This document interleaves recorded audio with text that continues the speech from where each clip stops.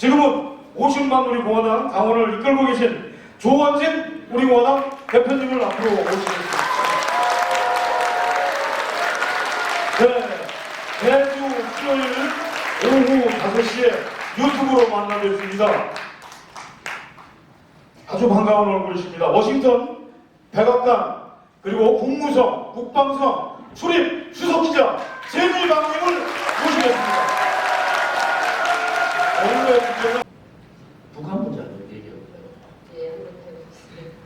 그리고 조금 있다가 어디 가서 우리 청중들한테서 좀 질문도 좀 더. 지금 그 베트남 하노이 그 선언 이후에 북한이 김정은이 실질적인 미국과의 관계를 악화 일로로 끌고 가고 있잖아요. 뭐 한국과의 관계도 마찬가지지만 이 정권이 바뀌었으니까 그런 부분에 있어서 북한의 7.2 실험 문제 이런 부분에 대해서는 백악관에서는 어떻게 생각하고 있는가요? 백악관에서는 북한이 1차를 하든 2차를 하든 일단 핵실험을 계속하지 않습니까?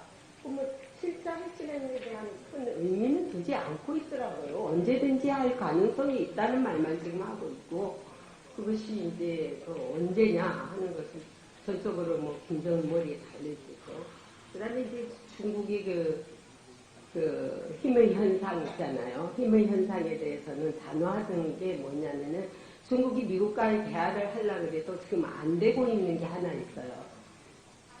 레드라인. 타이완 문제는 건드리지 마라. 타이완 문제만 건드리면 우리 너희하고는 얘기 안 하겠다. 그러니까 대화가 되지 않고 있습니다. 그 최근에 윤석열 대통령이 힘의 현상에 의한 것을 또 했다가 보복한다고 그렇게 하지 않았습니까? 그래서 그 G7 정상회담에서도 공동선언문에 중국이 경제 보복을 동맹국에 할 경우 어떻게 할 것이냐. 그것이 이제 구체적으로 논의하는 것은 중국이 지금 건드리면 안 되니까 속도해야 되고 하니까 구체적으로는 했지만은 성명서에서 보이지 않게 두 가지 성명서가 있어요. 보이지 않는 것과 보이는 것과. 예, 아주 델리케이트하기 때문에 건드리지 않겠다는 거죠. 센시티브하는 거죠. 그러나 이제 중국은 앞으로 자기들의 이익을 실리적으로 챙기기 위해서 다양한 방법으로 접근해 올 것이다. 거기에 대비를 해야 된다. 그 어떤 다양한 방법이냐. 동맹국인 한국을 건드린다든지. 중국은 만만한 게 한국이에요. 보니까. 그래서 이제 이 중국이 한국을 만만하게 보이지 않게 외교적으로도 힘을 들여야 되고 지금 미국이 한미동맹을 왜 가까이 하는지 아십니까? 예전에 내가 그걸 물어서 한미동맹 어떤 차이냐? 박근혜 정권 때, 이명박 정권 때, 지금 정권 때. 그러니까 문재인 정권 때. 박근혜 정권 때하고 이명박 정권 때는 덤덤한 관계였다. 왜냐? 박정희 대통령이 이미 한미관계를 이스만도 쭉 해왔지 않습니까? 그냥 변함없는 한미관계예요. 근데 더 변화도 없고 그냥 덤덤하게 있었는데 문재인 때 평화쇼로 인해서 확 바꿔난 데에 대해서 이건 전쟁을 안 해도 되겠구나 해서 미국도 굉장히 안일하게 있었다는 거예요. 예. 그래서 뭐 신무기도 개발도 하지 않아. 지금 와서요 엄청난 훈련을 하고 있습니다. 미국이. 그걸 보이지 않게 뭐 엄청나게 하고 있는데 아니 윤석열 정권이 딱 돌아서 이제 완전히 반대로 되지 않습니까? 자 이제부터는 우리가 훈련을 제대로 해야 되겠구나. 우크라이나 사태로 봤죠. 아프가니스탄에서도 뭐 사태가 깨지죠. 이러니까 이거 큰일 났다. 한반도에 이런 일이 또 일어나면 이거는 완전히 세계 경찰 국가로서의 위신이 완전히 떨어진다. 그래서 이걸 이제 훈련을 자주 할수록 훈련이라는 건 자주 해야 돼요. 제가 전에 지금 국민의당에서 하고 있는 그 안보실장이 아니고 전 안보실장인가? CIA에 있던 분인데 그분하고 잠깐 전화 인터뷰를 했어요. 전화를 했는데 제가 그런 얘기했어요. 훈련해가지고 손해낼 게 하나 없다. 총 쏘는 것도 부지런히 해야 되고 우리가 한 번씩 그 미사일 있잖아요. 쇠가지고 불발 나지 않습니까? 앞에다 떨어지고 뭐 그런 거 아니에요. 그게 다 훈련 부족이거든요. 우리 자동차도 자주 몰아야지 녹슬지 않거든요. 한 달 안 쓰고 해봐야 안 갑니다. 시동도 안 걸리고. 그러니까는 운동선수도 훈련도 안 해놓고 그냥 실전에 투하 한번 시켜봐요. 제대로 싸움을 하는가. 그랬으면 자기들보다 낫대요, 내가. 지금 사실은 제가 워싱턴 컨퍼런스가 우리 한 3년 됐습니까? 예, 한 4년. 한 4년 됐는데 그때 문재인 좌파 독재 정권이 이 탄핵 그다음에 국가보안법 폐지 또 한미훈련 중단 또 저기 평화쇼 그죠? 평화쇼 뭐 이런 입장을 견지할 때 제가 급하게 갔지 않습니까? 국가보안법 폐지 안 된다 이렇게 해서 갔는데 내셔널 프레스 센터에서 했어요. 그때 제니번 기자께서 제가 그때는 현직의 국회의원인데 백악관 출입기자가 25명 나왔습니다. 12개 나라에. 그건 진짜 기적이에요. 12개 나라에 25명이 나왔어요. 대한민국의 언론이 그렇습니다. 대한민국 대통령이 가도 백악관 기자 그래 안 모입니다. 그런데 12명이 나와서 제가 이런 단상에 서서 2시간 반을 얘기합니다. 2시간 반. 문재인 정권의 실패가 아닌가. 여러분들 잘 들으셔야 돼요. 우리나라 언론 방송이 얼마나 편중되가 있는지. 대한민국 국회의원이 워싱턴을 방문해서 워싱턴 백악관 앞에서 성명서를 발표하고 백악관 출입기자 12개 나라에 25명이 참석을 해서 문재인 정권이 어떤 정권인가, 박근혜 대통령이 탄핵이 어떤 의미를 가지는가, 또 왜 북한에 대한 이런 종북 평화쇼를 하는가, 이런 주제를 가지고 2시간 반을 컨퍼런스를 했어요. 언론 방송 한 줄 안 실었지만. 그리고 우리 제니버 기자하고 그때 같이 선보였는데 싱크탱크 최고, 그때 정부의 최고 오른팔 싱크탱크 소장을 만나서 그때 제가 처음 들은 게 엄청난 문재인 정권의 로비 자금이 워싱턴 정가에 뿌려지고 있다. 저 금액까지 들었어요. 금액까지.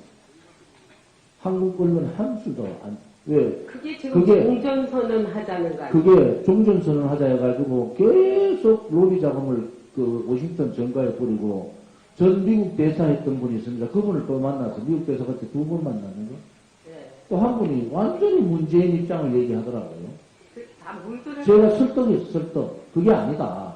우리 조은진 대표님 영웅이십니다. 그리고 여러분들이, 정치인들이 실질적으로 제가 한반도에 안보 전문가 정부기관에 CIA인가 이것때 정부기관에 안보 전문가분을 2분을 밖에서 만나요. 밖에서 비밀리에. 여러분 제가 그때 제가 했던 얘기 뭔지 아세요? 문재인 정권에 보이지 않는 손이 있다. 문재인 정권 뒤에 보이지 않는 손이 있다. 그 보이지 않는 손을 왜 모르느냐?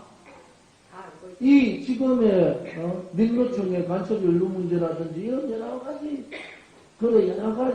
일어날 수 있던 박근혜 대통령의 탄핵을 주동했던 세력들, 또 그 자리에서 일어났던 여러 가지 구호들, 또 문재인 정권이 하고 있는 거짓 평화쇼, 종전선언, 한미 군사훈련을 못하게 하는 거, 이런 문제에 대해서 2시간 얘기했습니다. 2시간.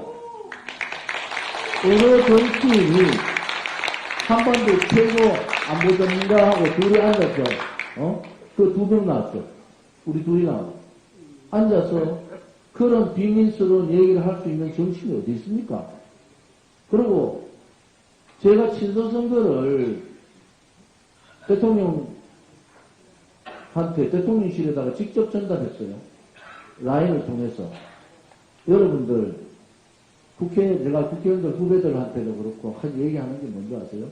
국회의원이 할 일은 너무 많습니다. 우리 공화당이 돈이 많아가지고 그게 간 게 아니에요. 전부 저는 자비 가지고 왔어요, 자비. 그런데 워낙 미국이 하는 행태가 워낙, 친북 행각을 하니까, 이 로비 자금이 얼마나 많이 풀렸는지 미국이 하는 행동이 이상하잖아요. 그래서 실질적으로 국무성 쪽은 미 대사관에서 연락해줘서 들어간 겁니다, 제가. 국무성에 사람 만나는 거는. 국방성은 우리 제니박 기자를 통해서 국방성에 있는 기자들, 앉아있는 기자실에 들어가서 왜 왔느냐. 종전선언하면 안 된다. 그 사실 데리고 들어가는 데가 아닌데. 제가 같이 가서 국방성 들어갔다니까요. 국방성 기자 다 앉아있는 데서 제가 왜 왔느냐 해서 그 유명한 기자들 있잖아요. 텔레비에 나오는 기자들. 그한테 제가 다 와서 묻더라고요. 어떻게 왔냐고 해서 종전선언이 허구다. 종전선언하면 안 된다. 이렇게 얘기하고. 참 용감하더라고요. 그러고, 그 프레스센터, 여기 프레스센터하고 똑같은 역할을 하는 데잖아요. 여기는 솔직히 말해서 프레스센터에서 연설 한 번 하기가 참 힘듭니다. 연설하기 힘듭니다. 예, 대통령도 그런데 제가 들어오기도 힘들고. 우리 당에, 그 당시에, 그때 우리 공화당인가요? 우리 공화당. 그때 가서 백악관 출입기자, 우리 제니박 기자께서 선돌이게 해주셔서 12개 나라에 그분들하고 2시간 반 한반도, 지금의 문재인 정권의 실체가 이렇고. 그분들이 다 지금 아군입니다, 우리 공화당. 그분들이 우리 아군이 된 거예요. 예. 정확하게 그 실체를 설명해주고, 30분 동안 질의응답을 받았어요. 그 질의응답을 30분 동안 받아서 대학원 출입기자들이 질의하는 부분에 대해서 다 설명해드렸어요. 국민의, 이 방송을 국회의원들 좀 보라는 소리야. 국회의원들이 할 일이 얼마나 많습니까? 답답하니까 우리는 막 문재인 정권이 사회주의 정책을 사회주의 체제로 바꾸고 사회주의 경제정책 들고 들어오고 나라를 망하게 한다는 게 눈에 보이니까 자기 돈 써서라도 막 가잖아요. 국회는 자기 돈 안 쓰고도 할 수 있다고. 아니, 백악관 앞에서 북한 성조기를 찢은 국회의원이 있습니까? 간도 크죠, 그죠? 그렇게 했습니다. 제가 백악관 앞에서 인공지하고 김정은 사진을 그거는 하도 경찰들이 옆에 붙어 있어서 불을 못 태우고 예. 찢었어요. 찢었는데 그걸요, 백악관 건너편에 제가 알거든요. 이스트림이라고요. 대통령들이 발코니에 나오면 보이는 데입니다, 거기가. 한 50m 밖에 안 돼요. 거기서 했으니까 다 알죠. 그래서 이번에 대통령 선거에 왜 조원진 대표가 대통령이 당선이 안 되느냐는 것이 그분들의 의문입니다. 앞으로 당선이 시켜야 됩니다. 대구의 대지역구, 대구 우리 시민들도 좀 정신 바짝 차려야 됩니다. 예. 제가요. 자, 이제 내년에는 꼭 이제 제가 진짜 광주에서 그런 투쟁을 했다 그러면 광주에서 제가 선거 치르겠습니까? 맞습니다. 그냥 자동 당선되지. 그래서 이게 저도 솔직히 말해서 니는 왜 하필이면 공화당이 그렇게 노력을 해주는데 뭘 보고 하느냐는 거예요. 그래서 여러분 진짜 우리 정은진 대표님 같은 이런 분이 국회에 들어가셔게 만들어 주십시오. 그리고 이제 최근에는 재밌는 걸 한마디 제가 할게요. 아주 재밌는 현상이 일어났습니다. 내가 여기 G7 오기 전에 한국 애국가가 울려 퍼지더라고요, 밖에서. 딱 우리 조은진 대표님이 그 자리에 서서 막 시위하던 곳이에요. 그래서 나는 우리 공화당이 또 왔나 이렇게 생각했거든요. 근데 누가 왔는지 압니까? 문재인 패거리들이 요즘 왜 와요, 거기를? 그래가지고 똑같이 태극기 달고 위장하는 거예요.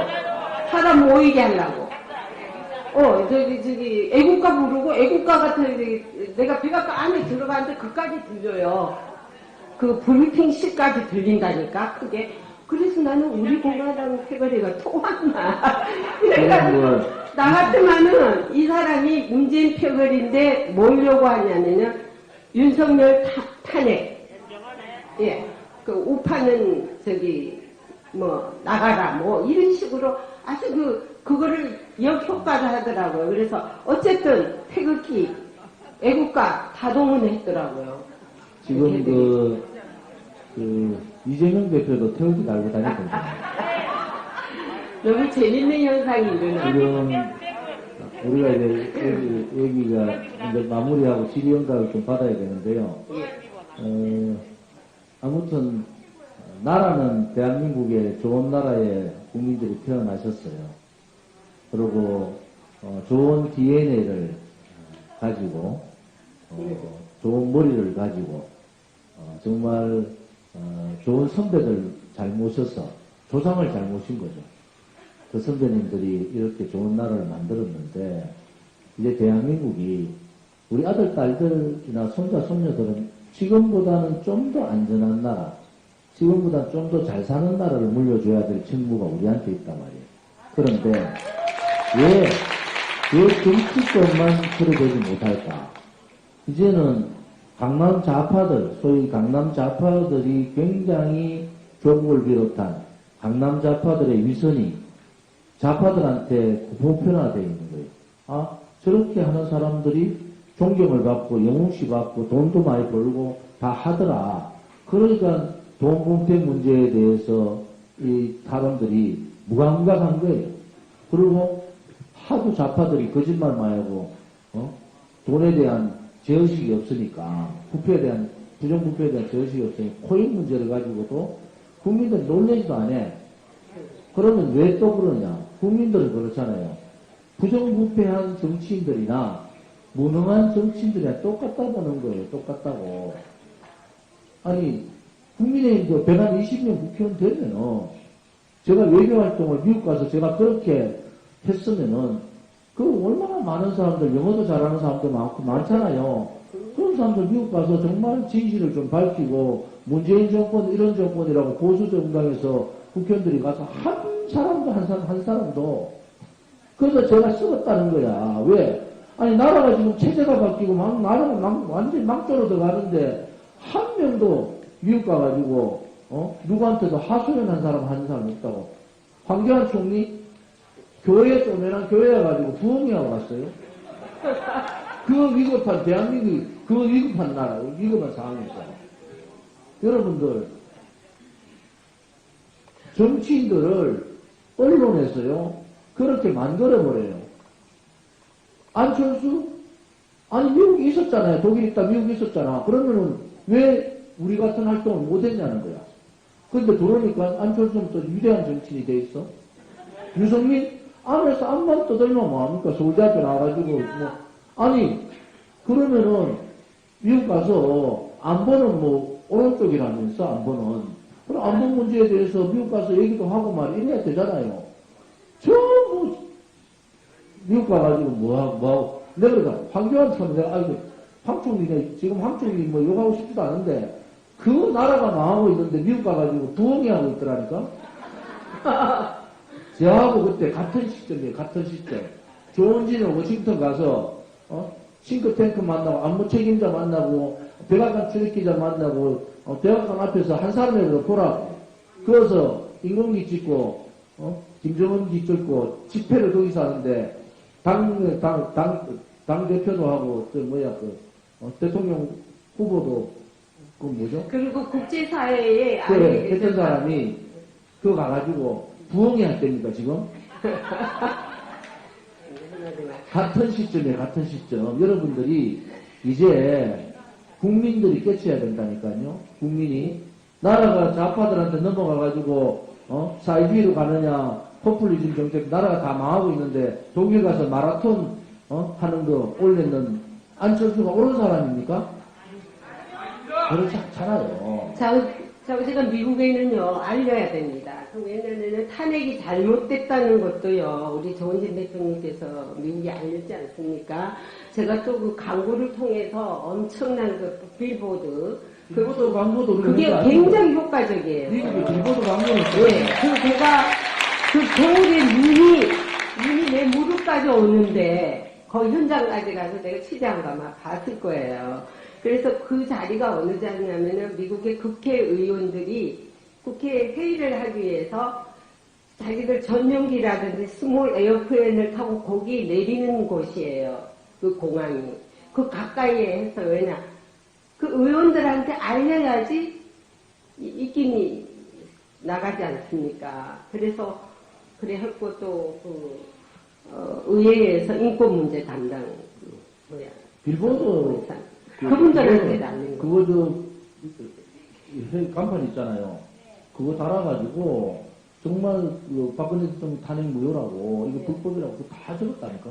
그런 광고를 직접 미국에서 그거 어떻게 보냐? 그래서 이제 여러분들이 내준 당비를 가지고 한 거예요. 당비를 가지고 여러분들이 내준 후원금 가지고 그렇게 활동을 그렇게 열심히 그래서 했고. 박근혜 대통령이 빨리 나올 수 있었던 것도요. 그런 여론이 다 귀에 들어갔던 거예요. 근데 미국이 움직이면은 되거든요. 미국이 유엔까지도 지금 하려고 했더라고요. 그래서 그 의원님이 우리 조은진 대표님을 만나기로 했는데 조은진 대표님 스케줄이 안 맞아서 못 들어왔어요. 유엔 인권위원회. 예. 그래서 이번에 전희박께서 이렇게 오셔서 지금 사실은 뭐 미국에서 일본 G7 회의 다 기자 취재하시고 어제 밤 11시 넘어서 오셨는데 필요도 않고 계셨는데 고생하셨다고 박수 한번 해주세요.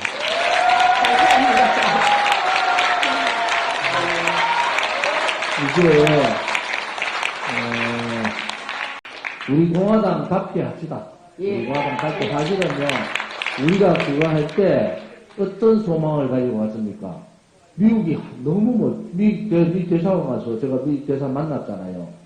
해독 했던 해군 해리스. 그분 만나서도 설명을 다 했고요. 아무튼 제가 미국 갔을 때 미 대사관 쪽에서 한국 주미 대사관 쪽에서 주한 대사관 쪽에서 굉장히 이렇게 연결을 많이 해줬다는 사실도 밝힐게요. 이제 그 사실은 비밀로 했는데. 아니 이제 우리 그 조은진 대표님이 차량이 움직이면 대통령이 온 줄 알았어요. 전부 뭐 그냥 뭐 바짝바짝하고 아무튼 차량에다가 뭐 번호판 붙이고 이렇게 다니니까. 우리가 앞으로 국내에서는 자 내년에 꼭 당선시킵시다. 우리가 국내에서 우리 국내 정치 개혁을 그 소리가 일어나죠. 정치 개혁을 해야 됩니다. 특히 지금 나라가 안보 문제뿐만 아니고 굉장히 긴박하게 돌아갑니다. 윤석열 대통령, 윤석열 정부가 성공하길 정말 바라고요. 성공하길 바라는데 우리 것도 잘 챙기면서 국격과 품격을 가진 나라. 그리고 윤석열 대통령이 정치에 빛이 없잖아요.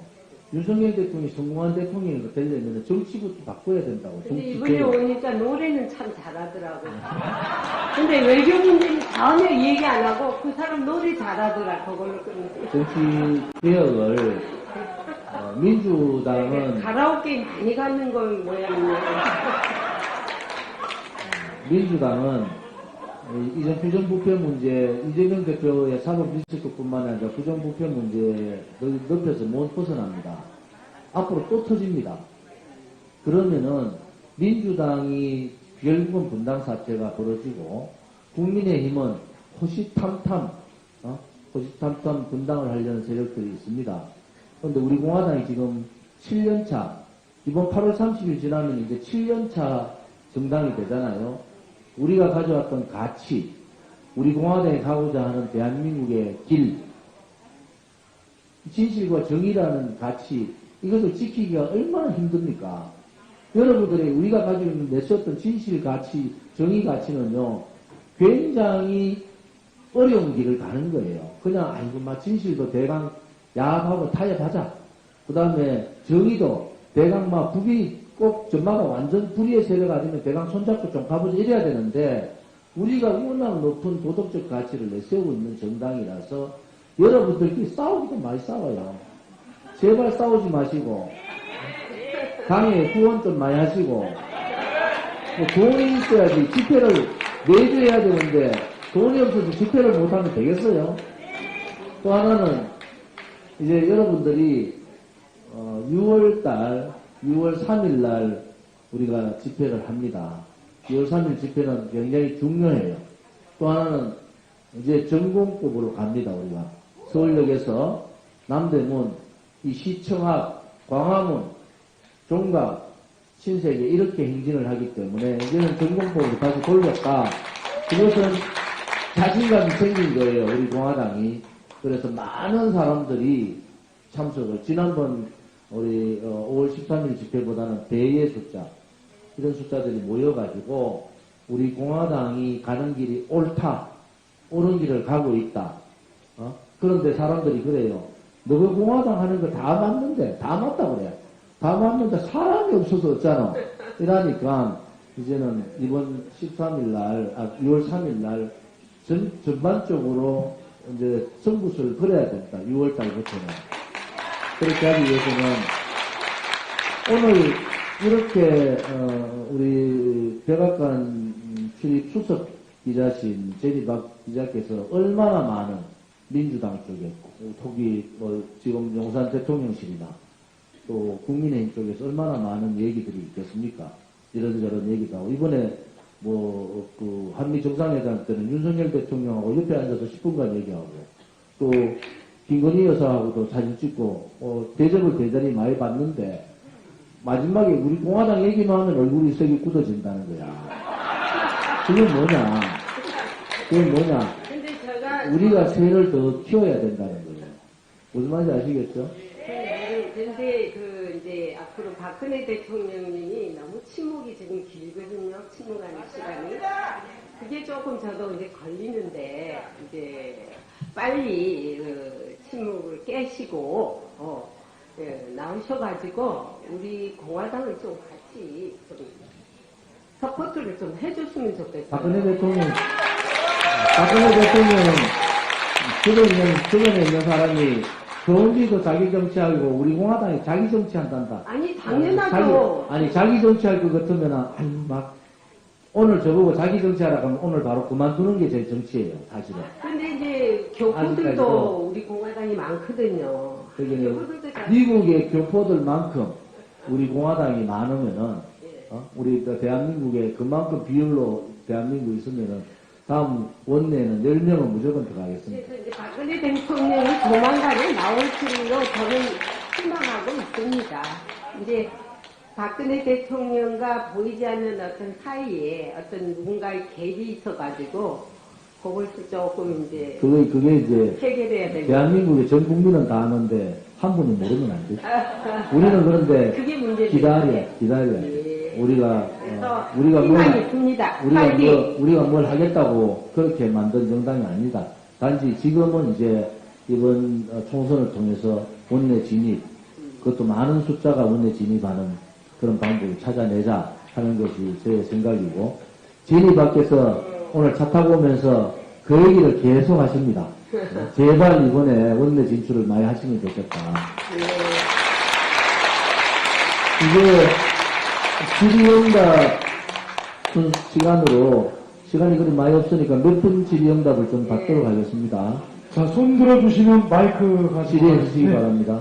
박우규 우리 서울시당위원장. 저분은 한전 출신이고 발전 최고 전문가십니다.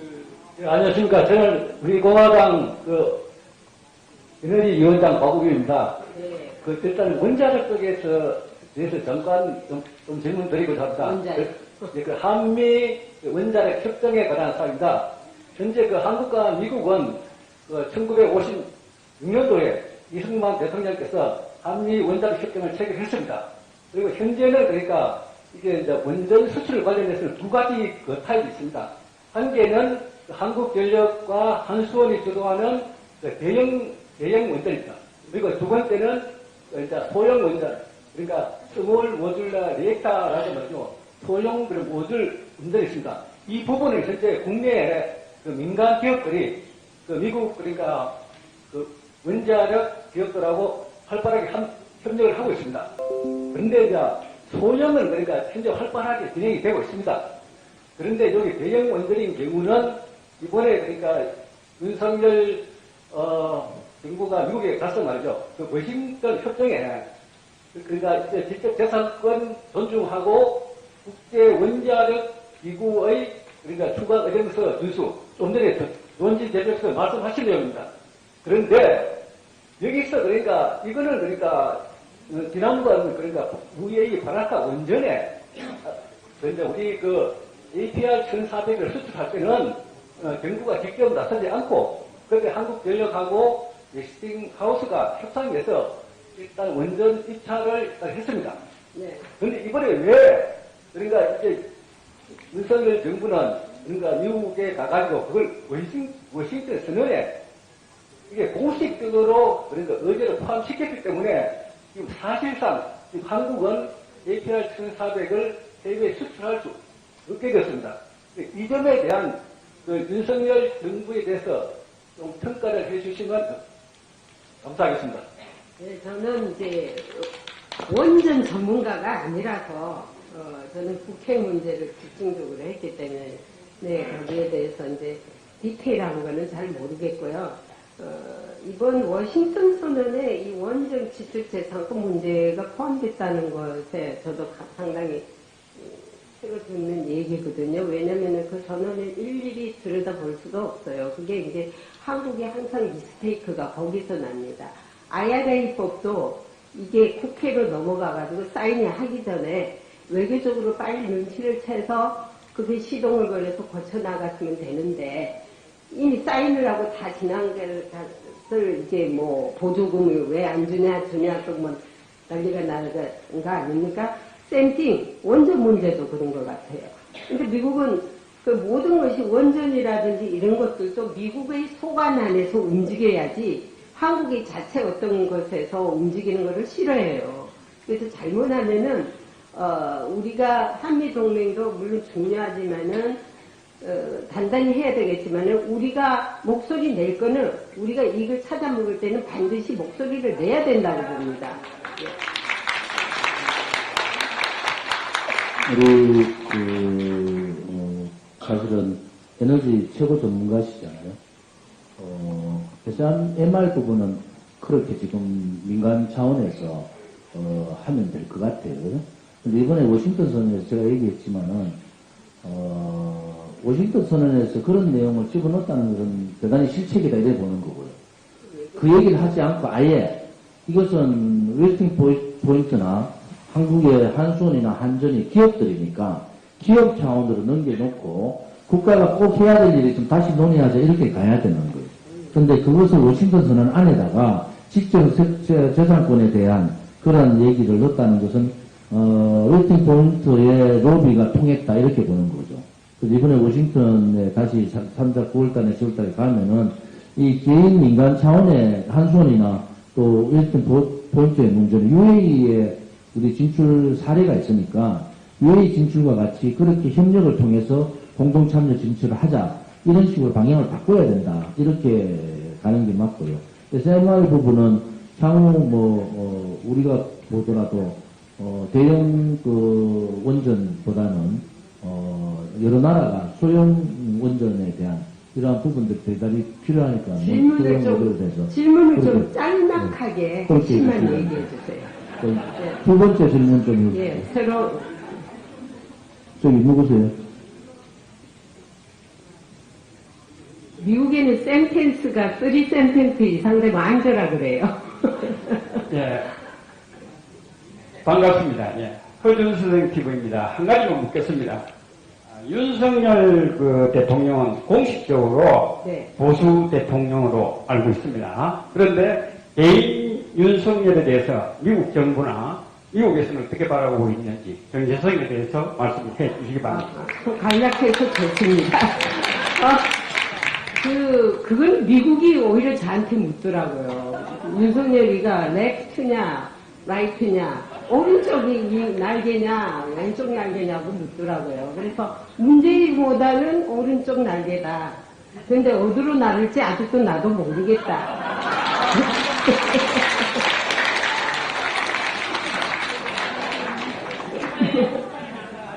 그게 정답이죠. 윤석열 대통령이 어찌 보면은 계란 같기도 하고, 어찌 보면은 그 오리알 같기도 하고, 그러니까. 근데 윤석열 대통령이 지금 여기에서 만약에 좌파들이 얘기한 대로 탄핵이라든지 그런 상황들이 전개되면은 대단히 어려운 상황이 간다. 저는 자꾸 얘기하는 게 윤석열 대통령의 참모들, 특히 윤핵관들은 완전히 뒤로 빠져라. 그리고 외교 안보 라인에 있는 그 사람들 다 국회의원 출마할 거예요. 외교 안보 라인도 새롭게 좀 갖춰라. 이번에 이 보여줬던 이 빈틈들이 굉장히 중요한 빈틈들이다. 아까 IRA법 얘기했잖아요. 굉장히 중요한 얘기. 미국의 IRA법은 이미 벌써 한창 준비를 했잖아요. 그러면 그 준비 과정에서 입법이 완성되기 전에 로비를 해야 되잖아요. 로비를 해서 한국의 입장을 전달하고 한국의 친한 국회의원들도 많잖아요. 의원들도. 그런 의원들에 대해서 해야 된다. 이런 입장이죠. 그게 이제 IRA 법이 나오기 전에 이미 5월달에 그 바이든 대통령 왔지 않습니까? 그래가지고 삼성의 이재용이가 엄청난 돈을 투자를 한다고 했죠. 조지아에. 그래가지고 아주 신이 나가지고 갔거든요. 미국은 기뻐가지고 자 바이든이 나 이번에 아주 성공했다. 미국 사람한테 나 내년에 선거거든요. 자 이렇게 내가 돈을 벌었으니 지금 나 찍어야 돼. 그거 아닙니까? 그죠? 그런데 뒤통수 딱 쳤지 않습니까? 보조금 싹 삭감하고요. 그거를 몰랐던 거예요. 그거 왜 몰랐을까요? 근데 일본은 이미 손을 쳤거든요. 그래서 항상 한 발짝 늦다는 거예요.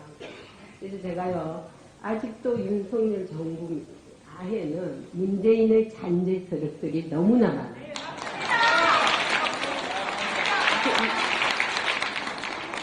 그래서 이게 오리알 같기도 하고 계란 같기도 해가지고 저놈이 내 새끼인데 왜 저기 가서 놀지? 그러잖아요. 네. 1년 지났으니까 1년 동안 그 잔재 문재인 정권의 적폐 청산, 악법, 악행, 악습을 우리는 빨리 없애라 했는데 그것도 한계가 있으니까 이번 남은 다음 총선까지 11개월 동안 저는 윤석열 대통령이 이제 외교의 좌표는 잘 찍어놨고 나름대로 실리 외교를 좀 갈 필요가 있다. 또 하나는 이제 부패 정치인들 또 무능 정치인들을 대강 정리를 좀 하자. 거기에 윤석열 대통령이 직접 정치 개입은 하서는 안 되지만은 그 깃발은 들 수 있다. 대통령이 이렇게 할 수 있는 거예요. 국회의원 200석으로 합시다. 그러고 선거제도 바꿉시다. 이렇게 그 실천 과제를 던지면은 그것이 또한 하나의 개혁 과제 실천의 가장 중요한 계획이다. 이래 보는 거죠. 이진아입니다. 아까 말씀하실 때 한미동맹이 MB 때나 박근혜 대통령 시절에 덤덤했었고 문재인 시절에 도리어 안일했다고 이렇게 얘기하셔서 저는 굉장히 놀랐어요. 사실 문재인 시절이야말로 우리가 가장 대한민국의 안일에 대해서 걱정을 했었고 우리가 집회할 때마다 성조기를 들고 미국에다 굉장히 많은 애원을 보내고 했는데 왜 미국이 이 문재인 시절에 그렇게 안일했다고 안일할 수가 있었는지 그게 굉장히 궁금합니다. 한편 트럼프 대통령이 사실 그때도 우리가 트럼프 대통령한테 굉장히 많은 기대를 했는데 한방을 기대를 했는데 그런 게 없었고 결과적으로 트럼프가 대한민국을 우리를 속였다는 생각을 금할 수가 없고 두 번째 질문은 우리가 탄핵 때문에 또 이런 집회를 많이 하고 그랬는데 미국에서는 윤석열 대통령에 대해서 그 검찰 시절에 아니면 중앙지검장 시절 그 도덕성에 대해서 어떻게 생각하는지 궁금합니다. 근데 이제 미국에는 제가 오늘 또 그 대표님하고 점심하면서 얘기했지만은요, 교통티켓 100불짜리 이상을 받아도 연방정부의 인플로이가 될 수가 없어요. 상당한 그 룰이 있어요. 근데 지금 이재명 같이 이런 아주 정가가 엄청난 사람이 지금 어떤 당의 대표라고 저렇게 날뛰고 있죠, 그죠? 그에 대해서 도저히 상식적으로 이해가 안 되는 거예요.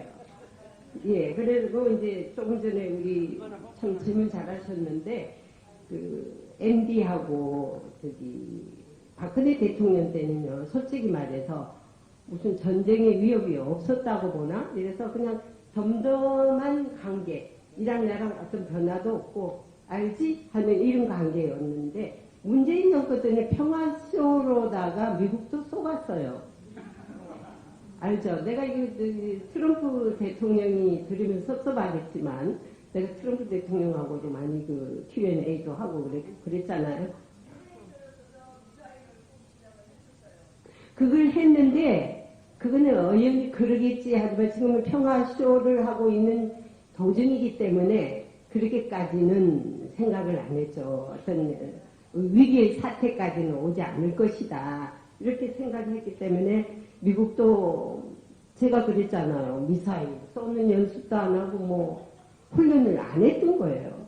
이제 와서 이렇게 다급하게 훈련을 많이 한 거는 처음이래, 이례적으로.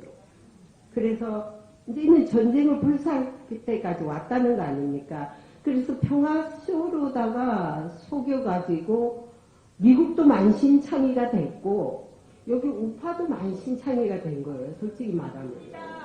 그래서 지금 그 후환이 트럼프가 되면 어떡하나 하는 걱정도 또 많아요. 우리 교포들이. 지금 굉장히 그 중요한 얘기인데 트럼프가 결국은 나중에 우리가 알고 보니까 실질적으로 주한미군 철수를 감행하려고 했잖아요. 그리고 제가 미국 가서 여러 사람을 만났을 때 놀라운 것은 문재인 정권이 엄청난 워싱턴의 로비 자금을 뿌렸다는 거예요. 액수가 미국은 공식적으로 로비를 할 수 있도록 되어 있어요. 그 액수까지 제가 얘기를 들었잖아요. 그리고 또 언론이 문재인 정권에 저항하지 못했다. 그리고 지금 워싱턴에 나가 있는 제가 그 당시에 여러분들 워싱턴 특파원들 대부분 다 바뀌었습니다. 기존에 있던 특파원들 정권 바뀌면서 완전히 좌파 일색으로 싹 바꿔버렸어요. 그러니까 거기에서 접촉하고 있는 많은 사람들이 그러한 여러 가지 대한민국의 이 진실 또 이런 부분에 대해서 굉장히 접하기 힘들었다. 저는 사실은 미국 대사관에 있는 한국인 근무자들도 그런 사람들이 꽤 있을 거다 이래 보는 사람 중에 하나예요. 그래서 그러니까 윤석열 정부가 돌아도 원죄에서 벗어나지 못하고 악보박힌 악습, 문재인 정권의 악보박힌 악습을 못 끊는 겁니다. 그나마 민주노총하고의 그러한 악습 관련 이런 부분을 하면서 색깔을 내고 있지만은 근본적인 변화, 그러니까 좌파에서 우파로 넘는 게 아니고 좌파에서 중도 우파 중도 정권 정도로 넘어온 거다. 이렇게 볼 수가 있는데 외교 안보 부분은 우리가 요구한 한미 연대, 한미 동맹은 잘 갔지만 나머지 정치 부분은 아직도 그렇게 결단을 내릴 수 있는 용기나 정치력이나 또 어떤 세력이 약하다 이래 봅니다. 이제 우리가 한국 사람들이 상당히 그게 약해요. 대우를 잘해주면 그냥 빠지는 거. 그래서 이게 이제 이번에 백악관에 와서 엄청 대우를 잘해줬지 않습니까? 그걸 봤으면 놀랄 정도예요. 그러니까 여기에 그냥 미국이 시킨 대로 또 한다는 것도 나는 원치 않아요. 아까 이제 마을 보이스도 내라는 거 아닙니까? 그래서 윤석열 대통령의 백그라운드는 상당히 화려하죠, 그죠? 검찰총장으로서 했기 때문에 바로 짬빙을 했지 않습니까? 정치인도 아니고 바로 대통령으로. 그거는 우리 공화당의 힘도 대단히 있었다고 봐요. 태극기 부대, 솔직히 말하면 태극기 운동 부대가 만들어준 거예요. 그래서 우리 공화당의 역할은 쏙 들어가고 무슨 정광훈 목사인가 그 사람이 지금 나서는데 노웨이 정광훈 목사가 우리 내가 누가 뭘 보내왔는데 저기 지금 조은진 패거리가 태극기 집회를 자기들 집회를 방해하고 지나갔다는 거예요. 근데 다 거짓말. 이게 딱 내가 이게 실장님한테 해보니까 우리 집회한 적 없는데요? 그러더라고요. 이게 보면 그냥 왜 그렇게 경쟁을 하려고 그러는지 우리 공화당 또 그리고 같은 태극기 집회는 같은 동지잖아요. 누가 어디서 하든 뭘 상관을 해요. 정광훈 목사 같은 동지는 원하지 않습니다.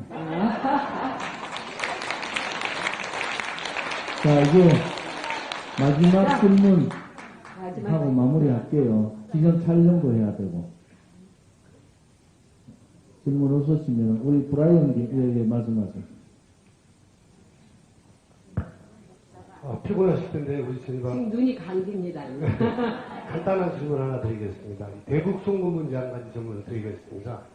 그 국정원에서 아주 중요한 의미가 지금 어저께 뉴스에서 나왔는데 이 대북 송금 문제가 실제적으로 국정원에서도 알고 있었다. 이러한 보도가 나왔는데 그러면 미국에서도 이 대북 송금 문제라는 부분을 알고 있지 않았을까요? 이런 문제 한번 말씀을 좀 해주시기 바랍니다. 네, 그 이슈를 즉각 제가 그 국무성에서 질문한 적이 있습니다. 문재인 과거 정권 때 대북 송금을 엄청나게 했다. 근데 이게 유엔 안보리에 위반이 될 것이냐라고 물은 적이 있습니다. 위반이 됩니다. 그리고 왜냐면은 외화를 지금 이게 지금 탈북자들도 여기 온 사람이 있어요?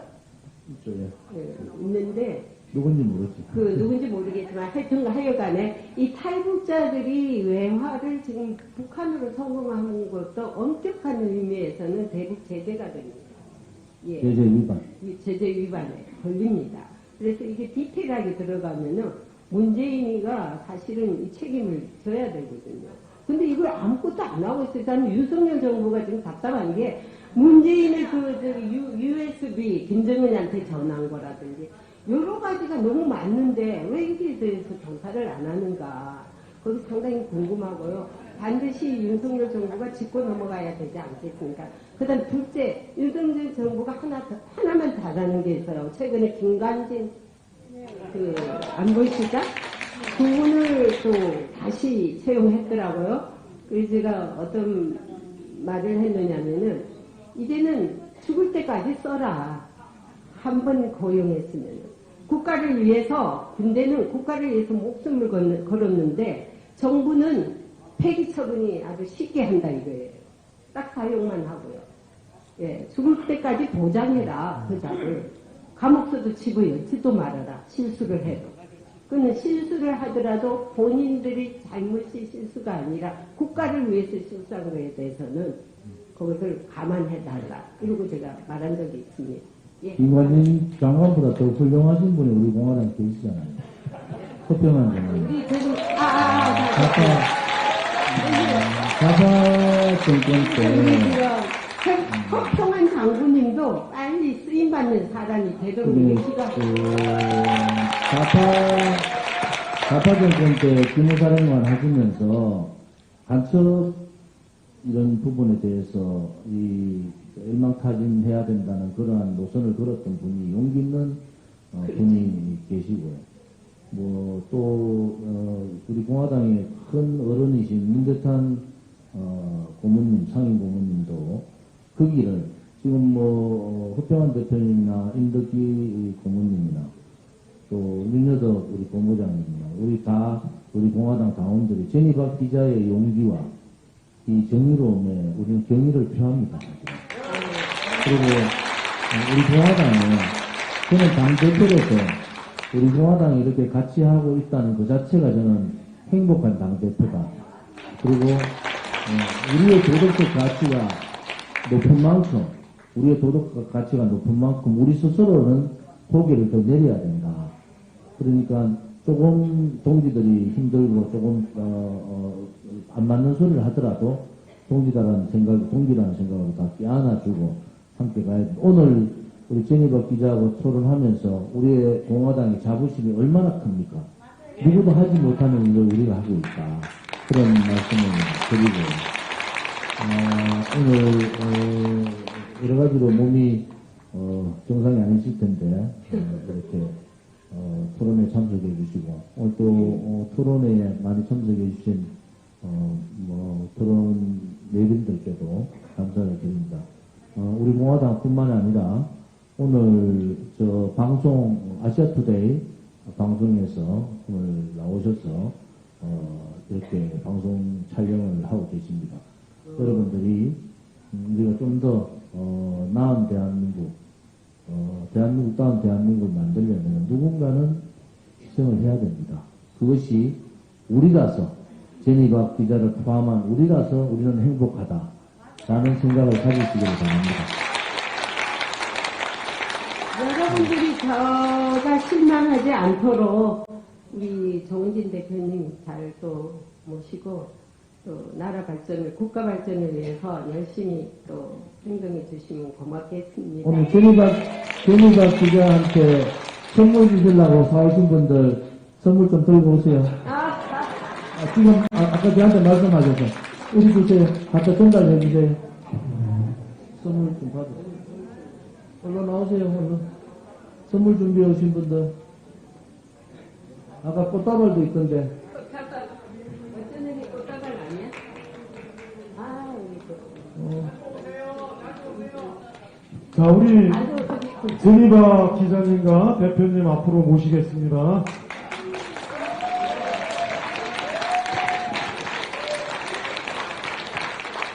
자, 우리 최민선 전 비서실장께서 선물 전달했습니다. 네, 최민선 실장 소개합니다. 감사합니다. 네.